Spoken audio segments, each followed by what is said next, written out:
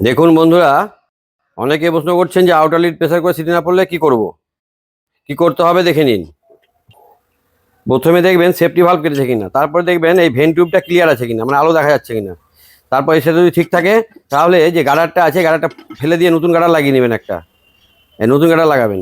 তারপরেও যদি সমস্যা না মেটে তাহলে কি করতে হবে সেটা দেখুন। সমস্ত কিছু করার পরেও দেখা গেল সিটি পড়ছে না, তাহলে একটা কাঠের উপরে ঢাকনাটা এইভাবে রাখতে হবে। এই যে ঢাকনার যে ঘাটগুলো আছে বিট হয়ে আছে এই জায়গাগুলো হালকা হালকা কাঠ দিয়ে ধরে হাতুড়ি দিয়ে হালকা করে মেরে এই জায়গাগুলো হালকা করে বসাতে হবে। দেখুন আমি কাজটা কিভাবে করছি, এইভাবে যদি সমস্ত ঘাটগুলোকে এইভাবে বসিয়ে দিতে হবে হালকা করে, খুব বেশি না। এইবার দেখুন কাজটা কমপ্লিট হলো কিনা, সিটি পড়বে কিনা আপনাদের আমি দেখিয়ে দিচ্ছি, প্রমাণটা এখানেই পেয়ে যাবেন।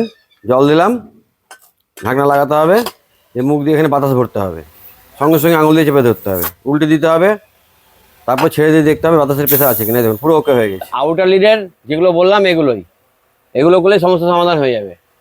সকলে ভালো থাকবেন, নমস্কার।